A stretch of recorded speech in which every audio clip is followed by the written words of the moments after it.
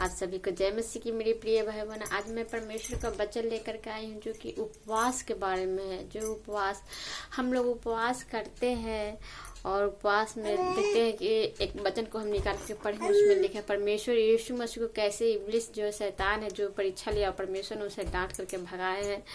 और उस वचन को हम लोग पढ़ेंगे तो जानेंगे उपवास हम लोगों को कैसे करना है और उपवास करते समय हम लोगों की किन किन जरूरतों को नहीं करना है, क्या गलत है, क्या सही है, क्या खाना है, क्या पहने से हम उपवास में पढ़ेंगे।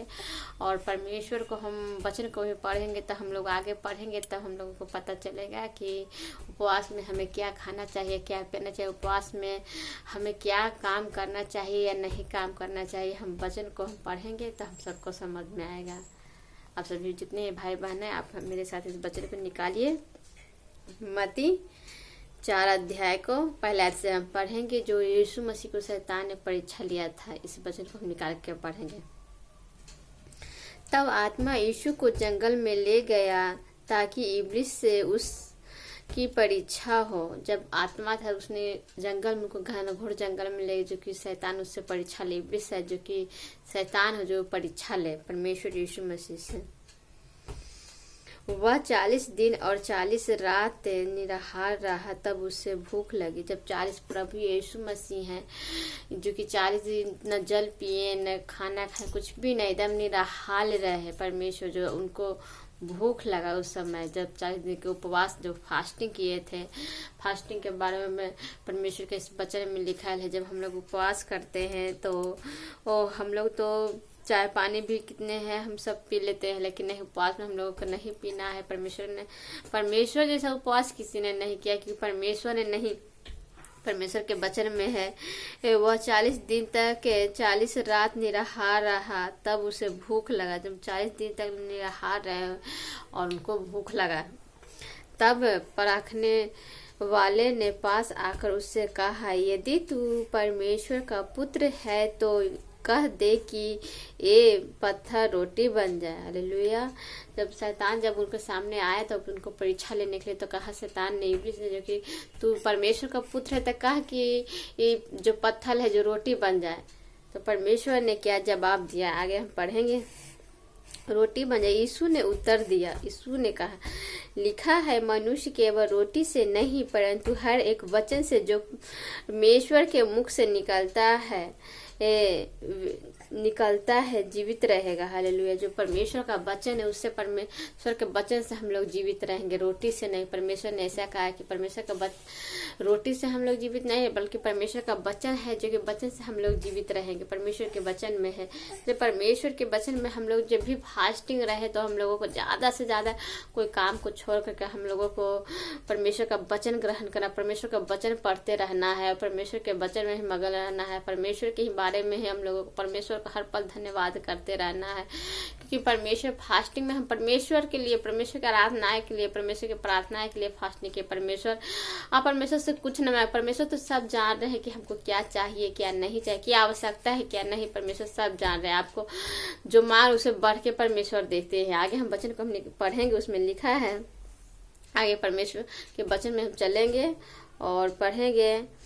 परंतु हर एक वचन से जो परमेश्वर के मुख से निकलता है जीवित रहेगा। हालेलुया। हर एक वचन से जीवित रहेगा। तब इब्लिस उसे पवित्र नगर में ले गया और मंदिर के कंगूरे पर खड़ा किया और उससे कहा, यदि तू परमेश्वर का पुत्र है तो अपने आप को नीचे गिरा दे, क्योंकि लिखा है वह तेरे विषय में अपने स्वर्गदूतों को आज्ञा देगा और वे तुझे हाथों हाथ उठा लेगा, कहीं ऐसा ना हो कि तेरे पाँव में पत्थर से ठेस लगे। हालेलुया। शैतान है जो कि कह रहा है उसमें कि ये एक बड़ा जगह ले गया है कंगूरे पर और खड़ा किया और उससे कहा, यदि तू परमेश्वर का पुत्र है, यदि परमेश्वर का बेटा है, आप परमेश्वर के संतान है, पुत्र है, तो वो अपने आप को इस ऊंचे पहाड़ पर ऊंचे जगह से आप गिरा दीजिए, अपने आप को गिरा दे, क्योंकि लिखा है वह तेरे विषय में अपने स्वर्गदूत को। परमेश्वर से कहा कि वो लिखा है कि तुम्हारा स्वर्गदूत आके तुमको बचाएगा, तुम यहाँ से कूद जाओ, गिर जाओ। और वे तुझे हाथों हाथ उठा लेगा, और वे तुझे हाथों हाथ उठा लेगा। स्वर्गदूत आएगा तुम्हें उठा लेगा। जो शैतान है, जो परीक्षा जो कह रहा है तुम यहाँ से कूद जाओ, और हाथों हाथ उठा ले। कहीं ऐसा न हो कि तेरे पांव पत्थर से ठेस लगे, कहीं ऐसा न हो कि पत्थर से ठेस लगे। यीशु ने उससे कहा, यह भी लिखा है कि तू प्रभु अपने परमेश्वर की परीक्षा ना कर। परमेश्वर का वचन, परमेश्वर का परीक्षा, परमेश्वर आपको कब मदद कर देगा। परमेश्वर का परीक्षा नहीं लीजिए। परमेश्वर तो आप खुद जान रहे कि इसको क्या आवश्यकता है, आप परमेश्वर खुद दे देंगे। आप परमेश्वर की परीक्षा ना लें। यीशु ने उससे कहा, यदि यह भी लिखा है कि प्रभु अपने परमेश्वर की परीक्षा न, हाँ, प्रभु अपने परमेश्वर की परीक्षा न ले। फिर इब्लिस उसे एक बहुत ऊंचे पहाड़ पर ले गया और खड़े सारे जंगल के राज्य और उसका ही वैभव दिखा कर उससे कहा, यदि तू गिरकर मुझे प्रणाम करे तो मैं यह सब कुछ तुझे दे दूंगा। जब शैतान था जो बहुत ऊंचा पहाड़ पे ले गया उसे, यीशु मसीह को, जो कि और उसने कहने लगा कि अगर तू उसे एक बहुत ऊंचे पहाड़ पर ले गया, एक बहुत ऊंचे पहाड़ पे ले गया और सारे जगत के राज्य का उसका वैभव दिखा। सारे जगत का उसका राज्य, पूरा मतलब जगत का राज होता, वो राज को दिखाकर उससे कहा, यदि तू गिरकर मुझे प्रणाम किया, यदि तू झुक करके मेरे पैरों को छू कर प्रणाम करे, गिर करके मेरे पैरों तो झुक करके मुझे प्रणाम करे, तो मैं यह सब कुछ तुझे दे दूंगा। मैं यह सारा जगत, पूरा सारा जगत मैं तुमको दे दूंगा। परमेश्वर के कहा इब्लिस ने।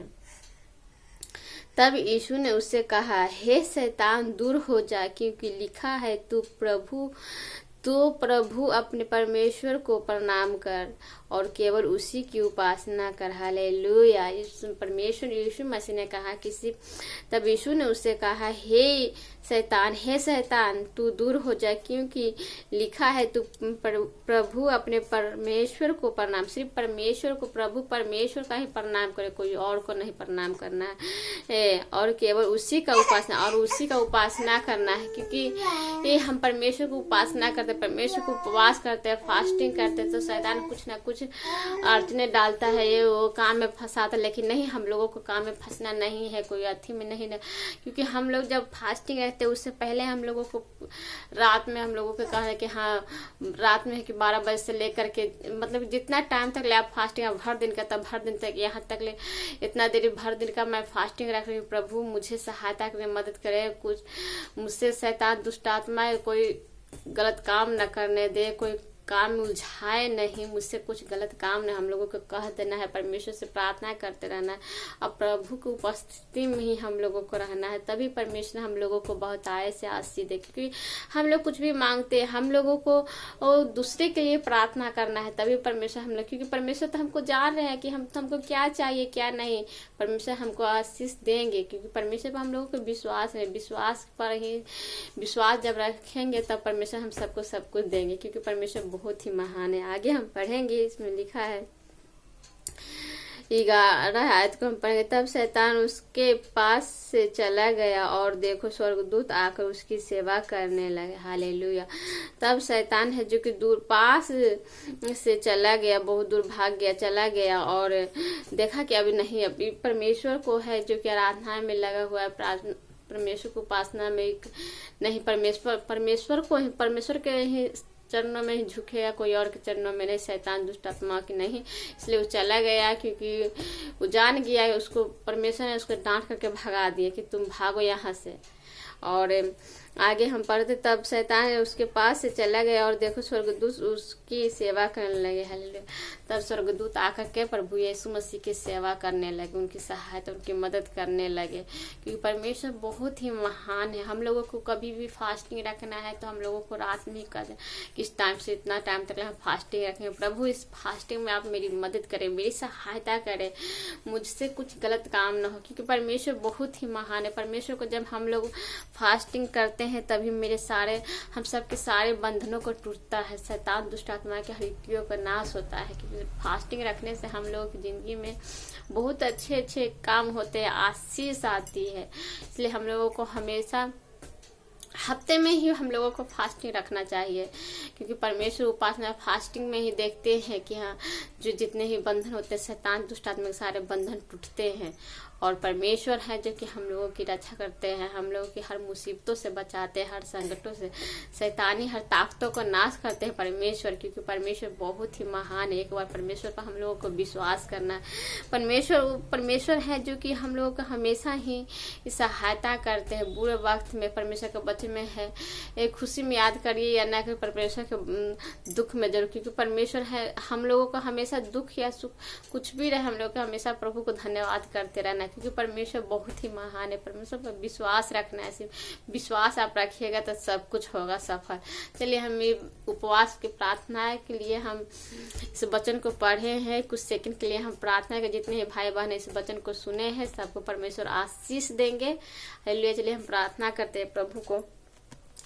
धन्यवाद धन्यवाद धन्यवाद धन्यवाद पिता पुत्र पवित्र आत्मा। Hallelujah hallelujah hallelujah. हे प्रभु, जितने भाई बहन इस वीडियो को देख रहे प्रभु, इस वचन को सुने प्रभु, सबको आशीष से भर दीजिए यीशु राजा। Hallelujah hallelujah. हम सबको आशीष से भरिए प्रभु, हमें यीशु राजा। Hallelujah hallelujah. हर गलती गुनाह पापों को क्षमा कर प्रभु, हर बीमारी जो शैतान देती प्रभु, शैतान दुष्ट आत्मा का नाश करिए प्रभु, हम सबकी रक्षा करिए यीशु राजा। हालेलुया। उपवास में हम लोगों की प्रार्थनाओं को सुन के उत्तर दीजिए प्रभु, हम लोगों को आशीष से भरिएगा प्रभु यीशु राजा। हालेलुया। जितने भाई बहन है किसी भी मुसीबत में है प्रभु, मुसीबत से बचाए प्रभु, हर बीमारी से छुटकारा दीजिए प्रभु, हर समस्याओं से छुटकारा दीजिए प्रभु, हम सब की रक्षा करिए प्रभु।